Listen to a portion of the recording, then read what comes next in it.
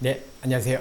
지금 보시는 듀얼 모멘텀에 대해서 S&P 500 지수를 그냥 사서 보유하는 전략과 조금 더 우리가 전략을 써보죠. 가장 대표적으로 많이 쓰는 모멘텀 전략인데 듀얼입니다. 트리플이 아니고요. 27년 동안 백셋을 통해서 ETF 가상 대결을 한번 벌여보도록 그렇게 하겠습니다. 자, 구독, 좋아요 항상 응원 댓글 환영드리고요. 제가 종목 추천을 하지만 추천을 하는 게 아니다. 죄송합니다. 종목 추천하는 게 아니고 종목을 편출입하지만 절대 추천이 아니다. 이거를 말씀을 드리면서 오늘은 레이 달리온을 생략하겠습니다. 항상 말씀드렸기 때문에 듀얼 모멘텀이 좀 양이 좀 많습니다. 할 거 많기 때문에 자, 듀얼 모멘텀 투자 전략인데요. 모멘텀 트레이딩 스트래터지인데 이게 듀얼입니다. 듀얼. 자, 이거를 왜 제가 자꾸 하느냐? S&P 500 지수 스파이 혹은 VOO를 계속해서 S&P 500 지수만 이게 최고다. 이거를 사고 또 사고 끝까지 사는 게 정말 맞을까라는 거를 과거를 통해서 백테스팅을 통해서 계속 지금 왜냐하면 미국 지수가 PBR, PER 밸류에이션이 높잖아요. 과연 어떻게 해야 될까? 부탁되고 사는 게 맞을까? 내려가면 더 사는 게 맞을까? 이거를 우리 조금 더 노력을 조금 더 들여서 어떻게 하는 게 맞는지를 좀 살펴보도록 그렇게 하겠습니다. 레이 달리오님은 워낙 많이 했기 때문에 오늘은 바로 듀얼 모멘텀 백테스팅 한 거를 한번 보여드리도록 그렇게 하겠습니다. 먼저 중요한 어썸션이 있는데요. 듀얼이라는 게 뭡니까? 두 개의 투자 자산만을 선정을 해서 두 개 자산 중에서 수익률이 강한 거를 편입을 합니다. 그게 모멘텀 트레이딩 스트래터지의 기본 프린시플이죠. 12개월 동안의 롤링한 수익률이 좋은 거를 놓고요. 수익률이 낮은 건 빼는 거예요.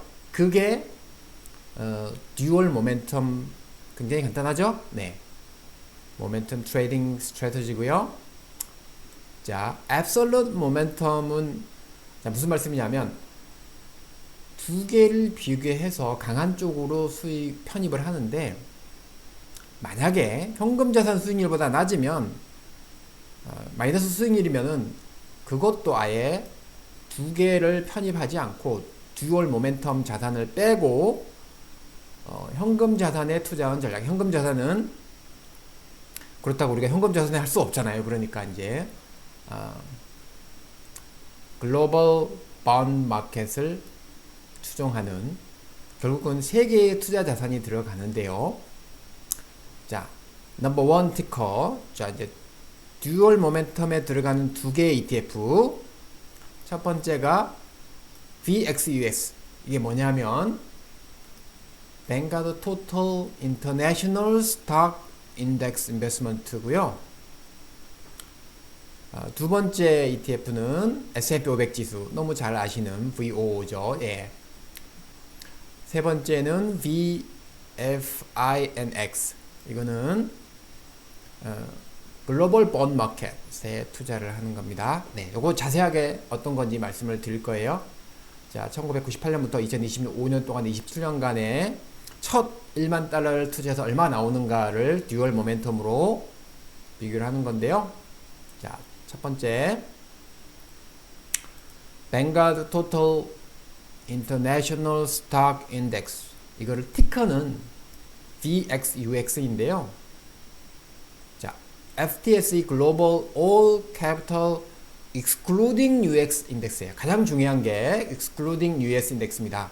지금까지 우리는 S&P 500 지수를 계속 투자를 해왔고 너무 미국 기업에 대해 잘 알고 있죠. 하지만 미국 기업을 제외한 대형주에 투자하는 굉장히 역사도 오래되고 수익도 좋은 FTSE Global All Capital Excluding US 인덱스입니다. 자, 여기에는 텐센트가 TSMC가 제일 크고요. 텐센트, 셉, ASML, 노보노디스크, 토요타, 네슬레, 로셰, 아스트라제네카, 노바티스 이런 게 있습니다. 가장 큰 비중을 차지한 TSMC가 25%이기 때문에 굉장히 분산이 되어 있습니다. 업종별로 따져보면 네, 파이낸셜 서비스, 금융이 제일 많고요. 그 다음에 인더스트리얼, 그 다음에 테크가 되어 있습니다. 우리는 미국 하면 테크를 떠오르는데 테크 이외의 기업들을 시가총액이 큰 거를 넣다 보면 네, 오히려 금융이 제일 개별 기업으로는 TSMC는 테크잖아요.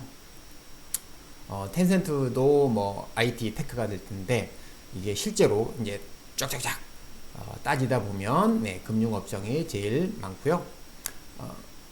보통 커먼쉐어만 투자를 하고요. 네, 우선주는 투자를 하지 않는 굉장히 역사가 오래된 추종하는 네, ETF입니다.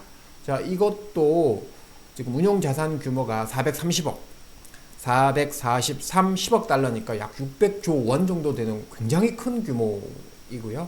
네, 이게 좀 자세히 보시면 미국을 제외한 글로벌 대형주들을 편입시켜 놓은 거거든요. 그래서 Total International Stock Index인데요.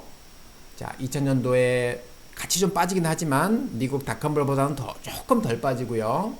2008년도 서브프라임 목이 같이 두들겨 맞아요. 네, 그렇게 하고 특징적인 거는 지금 미국은 2008년도 이전을 훨씬 넘어섰지만 지금 미국을 제외하고 나면 나머지 국가들의 대형주, 대표적인 기업들은 아직까지 그렇다 할 주가 퍼포먼스를 보여주지 못하고 있는 게 S&P 500 지수와는 좀 차별이 당장 아시겠죠? 예. 자, 두 번째로는 S&P 500 지수를 추종하는 뭐 너무 잘 아시는 VOO, 너무 잘 아시죠? 많이 하시든 네, 이거는 너무 이제 당연히 애플이 제일 크고요. 7% 비중이 좀 크죠. 아까 인터내셔널 스톡 인덱스는 TSMC가 25%밖에 안 되는데 미국은 워낙 애플이 큽니다. 마이크로소프트 6%, 엔비디아 5%, 뭐 아마존 4%, 메타, 알파벳 이렇게 쭉쭉 내려갑니다. 그러다 보니까 미국은 테크 업종이 32%로 조금 더 비중이 크고요. 금융이 14%, 두 번째입니다. 아까 인터내셔널 대형주는 금융이 넘버원이었죠. 금융 섹터가. 하지만 미국은 워낙 빅테크가 강하다 보니까 빅테크가 32%로 쫙쫙 비중을 차지하고요. 나스닥 기업과는 다르게 당연히 S&P 500 지수니까요. 헬스케어 지금 보시면 커뮤니케이션 서비스, 인더스트리얼, 컨슈머, 디펜스, 에너지, 유틸리티 다 포함하고 있습니다. 유틸리티, 베이직 머티리얼까지 충실하게 시가총액을 그대로 잘 반영을 하고 있고요. 그 전체적인 AUM 자산 규모는 3,000조 원에 달할 정도로 어마어마한 규모를 자랑을 하고 있습니다. 정말 부럽죠? 저런 그 큰 규모가. 자, 이게 이제 좀 역사가 더 길어서 이거는 이제 1984년도부터 85년도부터 쫙 이렇게 나타납니다. 근데 실제로는 세계는 네, 지금 약 한 27년 전 정도 1998년부터 시작합니다. 옛날부터 했으면 조금 더 성과가 좋았겠죠.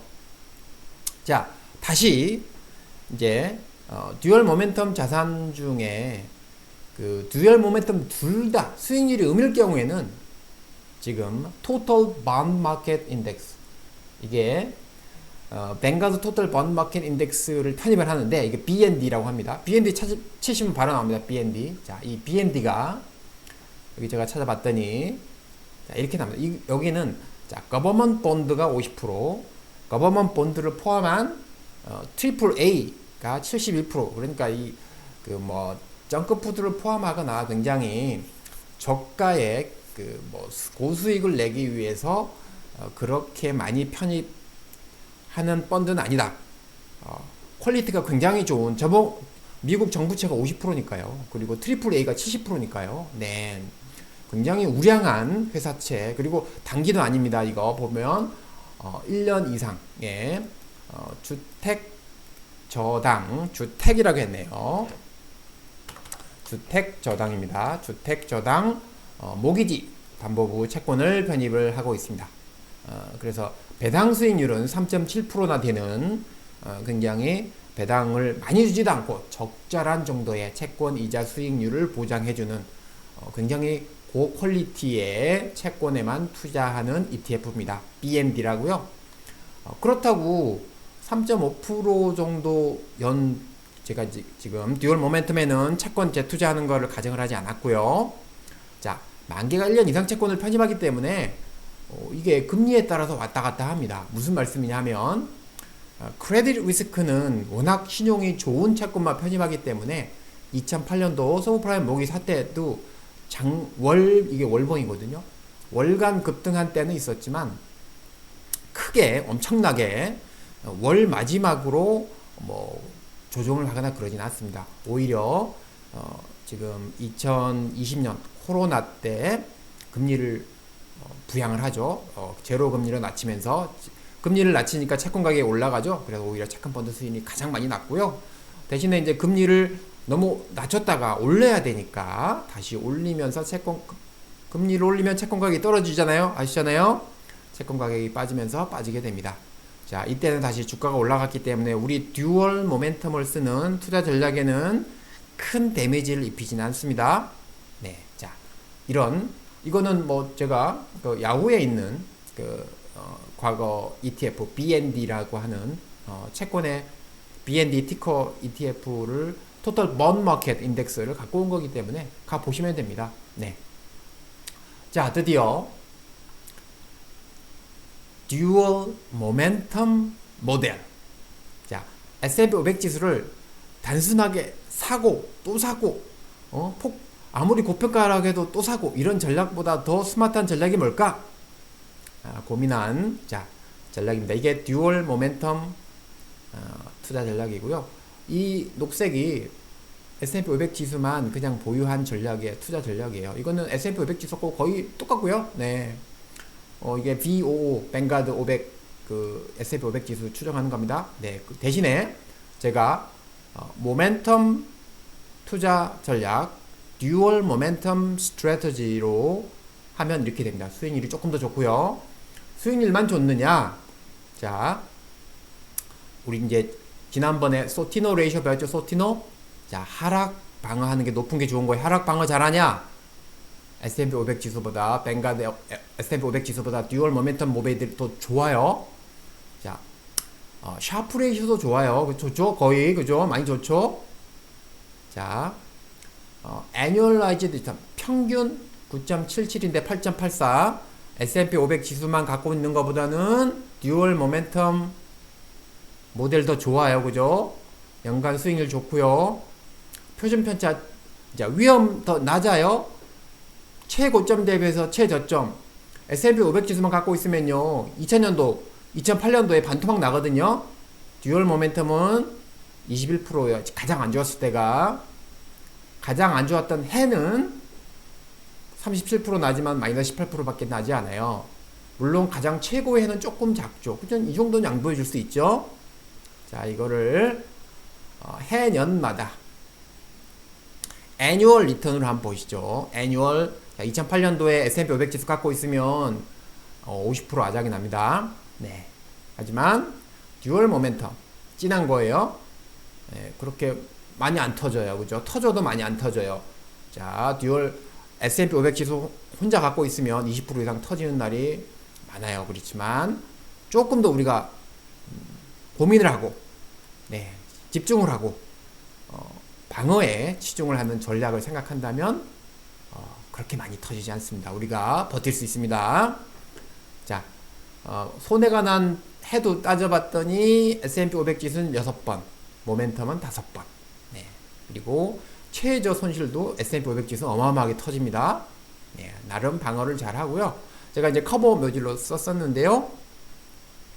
S&P 500 지수 대비해서 S&P 500 지수를 주구장창 사고 버티고 이렇게 하는 것보다 우리 모멘텀 투자 전략을 썼을 때 위험이 발생했을 때 초과 수익을 내는 나름 괜찮은 투자 전략 중에 하나가 있지 않을까.